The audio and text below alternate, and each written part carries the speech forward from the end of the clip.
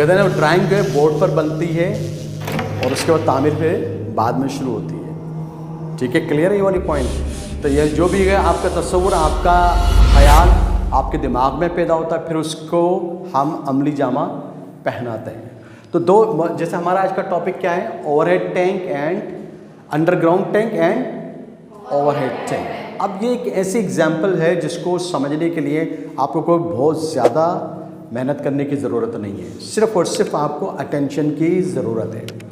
अब underground tank आप सबके घर में होगा, उसको बिल्कुल कहाँ पर होता है ये हमारा अंडरग्राउंड टैंक? बिल्कुल हमारी बेसमेंट यानी कि ज़मीन जहाँ पर हमारा ग्राउंड फ्लोर है उसके अंदर वो अंडरग्राउंड टैंक होता है। उस अंडरग्राउंड टैंक का फंक्शन क्या है? पानी उसमें हम स्टोर करते हैं, यानी कि रिजर्व वाटर। वहाँ पर हमारा जो एक्स्ट्रा पानी है, जो हमें ज़रूरत से ज़्यादा मिलता है, वो हम वहाँ पर जाकर उसको रिजर्व कर लेते हैं कि हमें ज़रूरत के वक्त ये हमारे काम आएगा। फिर उस अंडरग्राउंड टैंक में जो पानी रखा हुआ है उसको फिर कहाँ लेके जाते हैं हम? ओवरहेड टैंक पे, ऐसा ही। और जाता कैसे ये? बाय, यहां पर क्या लगी हुई होती है हमारे पास? एक मोटर। और ये मोटर किससे चलती है? Energy, power which can not be seen. क्या दिखती है हमें मोटर कि क्या अंदर जो एनर्जी यूज हो रही है क्या नजर आती है हमें?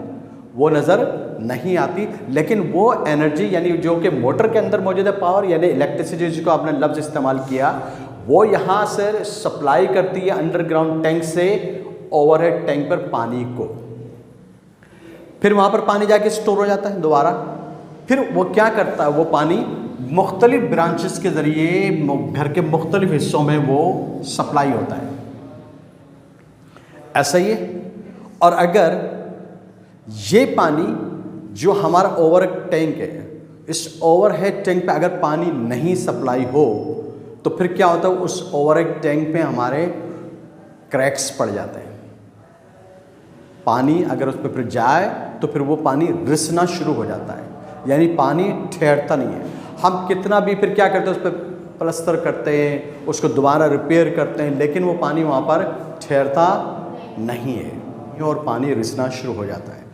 इसी तरीके से जब वो पानी की सप्लाई हुई, फिर वो हमारे घर के मुख्तलिफ हिस्सों में वो पानी सप्लाई हो गया तो हम कहते हैं। और अगर वो पानी की सप्लाई रुक जाए तो फिर लाइन्स हमारी क्या होती हैं, वो चोक हो जाती हैं, यानी उनमें पानी जंग लग जाता है। अगर वो हमारी दूसरी वाली लाइन, और प्लास्टिक के तो पानी जाता नहीं है, उसमें कचरा आ जाता है, तो फिर वो चोक हो जाती है और पानी की सप्लाई बंद हो जाती है।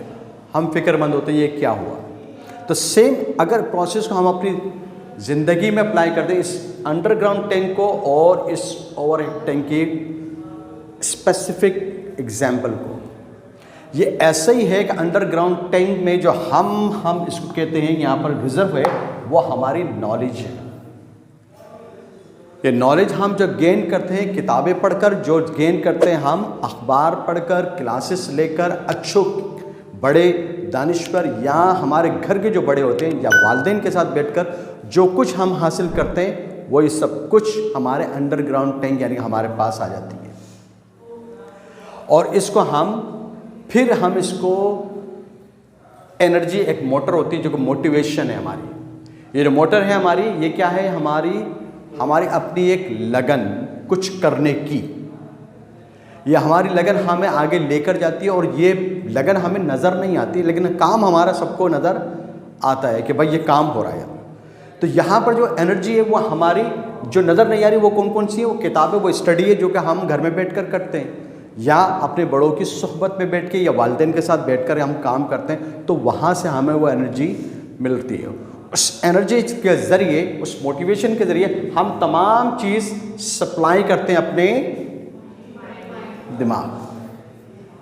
और अगर ये दिमाग ऐसे ही है जैसे ओवरहेड टैंक की हमने एग्जांपल लिया, अगर इसमें सप्लाई बंद हो जाए अच्छी चीज़ों की, यानी गॉसिप, बैकबाइटिंग, फालतू, यानी कोई भी शख्स आया वो अपनी किसी भी बात का, गलत बात का या बुरी बात का कचरा हमारे दिमाग में डालकर चला गया, क्योंकि हमने उसको परमिशन दी थी कि तुम आओ और अपनी फालतू बात हमसे करो, और वो तो चला गया।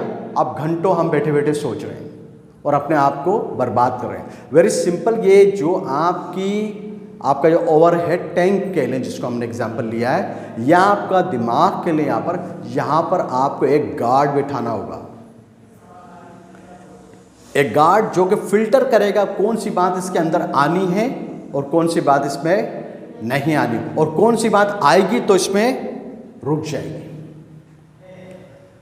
अदरवाइज क्या होगा, हम किसी काम के नहीं रहेंगे। और अगर हम अपने दिमाग को एक अच्छी चीज़ सप्लाई ना कर सके, अच्छी बात सप्लाई ना कर सके, यानी किताब अच्छी नहीं पढ़ते, अच्छी सोबत में नहीं बैठते, अच्छे लोगों में नहीं बैठते, तो फिर क्या होगा, हमारा दिमाग में भी जंग लगेगा।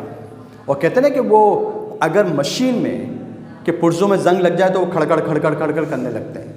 तो अगर अच्छी बातें दिमाग में भी आना बंद हो जाएं तो फिर क्या होगा, दिमाग भी फालतू बातें करना शुरू कर देगा, और फिर हम दूसरी गलत खराफात में, बातों में या अमल में लग जाते हैं, तो हमसे कुछ भी अच्छा काम नहीं होता। और जो लोग होते हैं वो हमें अंडर एस्टिमेट कर लेते हैं, यानी हमारी एस्टिमेशन हो जाती है, अंदाज़ा हो जाता है कि हमारे पास कुछ भी नहीं है, कुछ अच्छा बोलने को या कुछ अच्छा करने को।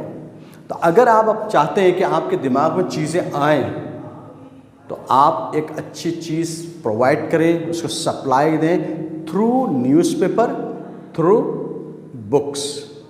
ख़ास तौर पर अपने बड़ों के साथ बैठें, अपने वालिदैन के साथ साथ उनके वालिदैन, यानी कि अपने दादा दादी, नाना नानी, खाने की टेबल पर बैठें, या जब आपको मौका मिले, ऐसा नहीं कि जब मौका मिले, खुसूसी तौर पर टाइम निकालें उनके साथ बैठने का, ताकि उनको भी एहसास हो रिश्तों, आपको एहसास हो रिश्तों की अहमियत का, और उनको ये पता चले कि हमारे छोटे हमें अहमियत देते हैं।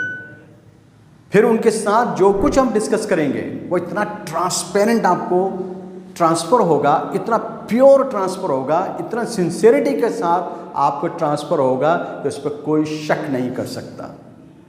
And these things will lead towards success.